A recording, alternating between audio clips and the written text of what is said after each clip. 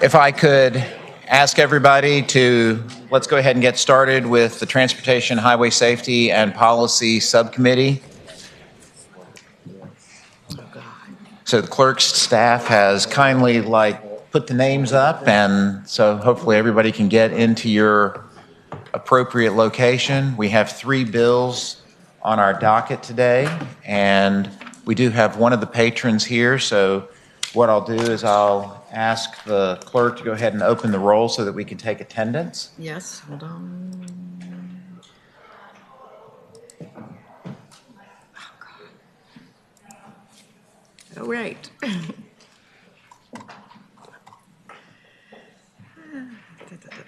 Highway safety down here. Okay. I just did.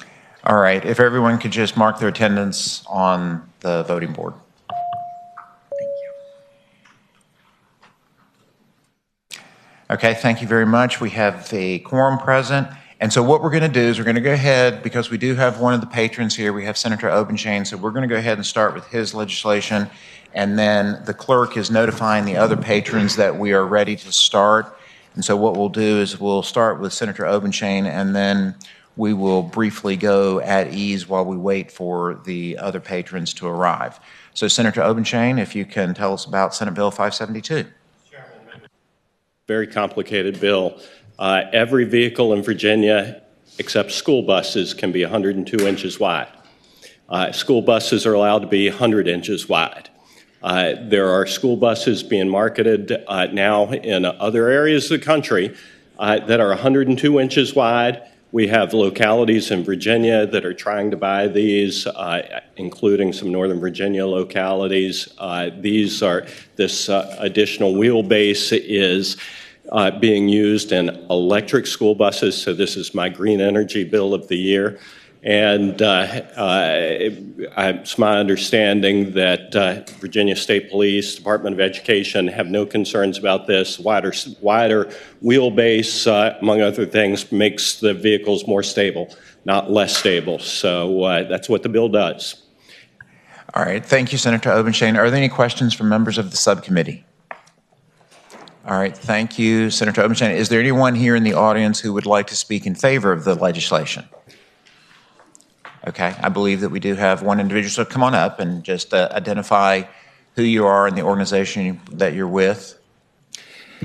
Thank you, Mr. Chairman, members of the committee. Good morning. I'm Mark Neslin. I'm Vice President of Business Strategy and Development for Green Power Motor Company. We are an OEM that makes all electric purpose-built zero-emission school buses. We are in support of the legislation. We are happy to be working with some of the school districts like Loudoun and Fairfax County through our dealer Kingmore Supply here in Virginia to be able to bring the buses here in Virginia. So with this legislation, we'll be able to move forward with that scenario in the state. I'd be happy to answer any questions that you might have. All right, thank you very much. Is there anyone else who would like to speak in favor of the legislation? Anyone who wishes to speak in opposition? Oh, in just a second. Do we have anybody online who wants to speak in favor or opposition? Okay. Motion to report has been made. Is there a second? Okay. If the clerk would please open the roll.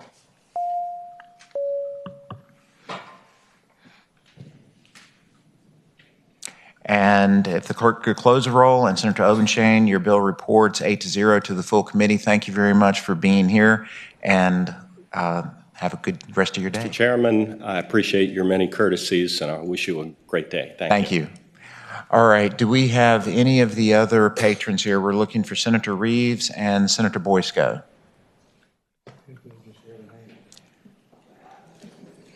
Okay, so the committee will go at ease for right now as we reach out to those patrons for them to come to the subcommittee. So the committee's at ease.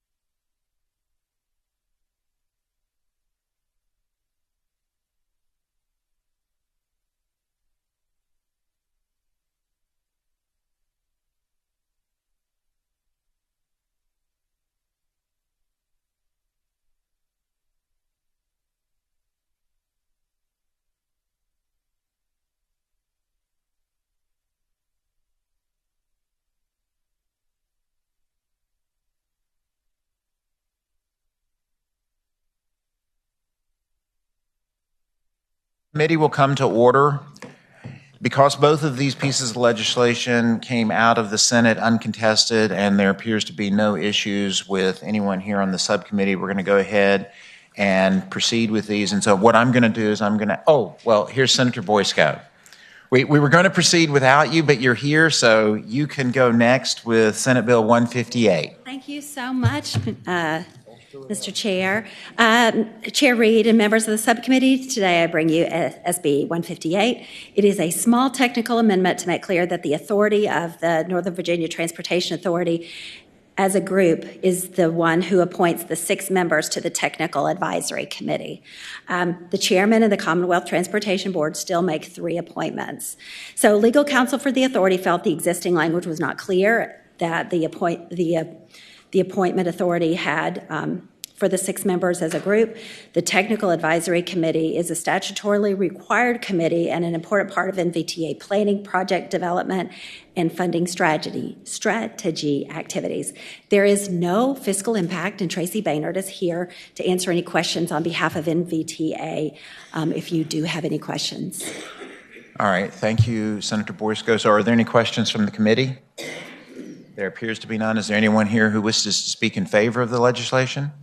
So Tracy, please come on up.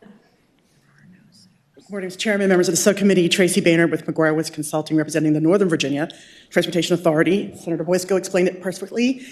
Our attorneys wanted to clear this up. We're clearing it up. It's just a technical amendment. Nothing will really change if you approve this. Thank you. All right, thank you. Anyone wishing to speak in opposition? And I have confirmed with the clerk that there's no one wishing to speak in opposition or in favor online, so the committee moves by motion. There's a motion to report. Is there a second? There's a second. Okay, if the clerk would open the roll.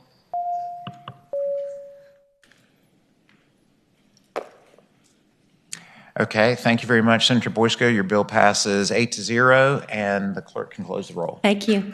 Thank you very much. All right, we're going to go ahead and move forward with Senate Bill 6 from Senator Reeves, and if I could just ask council to provide a brief overview of what the legislation does, and then we'll see if there's any questions or anyone wishing to speak in favor or in opposition.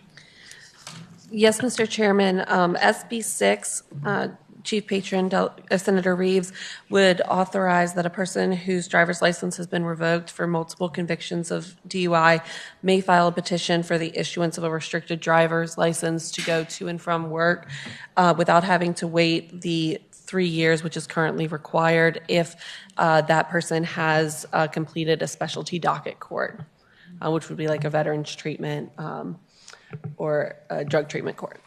All right, thank you, council. Are there any questions from anybody on the committee with this? Are there any comments from anyone? Go ahead, Delegate Cohen. Thank you. Speaking to the bill? Yes. Yes, I just want to make it clear because I think sometimes when we see the summary, and I so appreciate the clerk's description of the bill, but sometimes when we see the summary, it seems like, oh, we're going to give restricted driver's licenses to people who have multiple DUIs and not make them wait the required 3 years. So it was very important to me in looking at this that this is just from home to work and work to home, and that they have to have completed treatment beforehand. So I'm in support of this bill, and I hope everybody will join me. Thank you, Delegate Cohen. Is there anyone here in the audience who wishes to speak in favor of the legislation? Okay, anyone who wishes to speak in opposition? And the clerk has confirmed for me that there's no one online who wishes to speak in favor or opposition, so the committee moves by motion. There's been a motion to report and a second. If the clerk would open the roll. Members, please cast your vote. If the clerk will please close the roll. Senate Bill 6 reports on a vote of 8-0. All right. Thank you very much, everyone, for being here. That completes this subcommittee, Subcommittee 3, and I believe that we are now adjourned.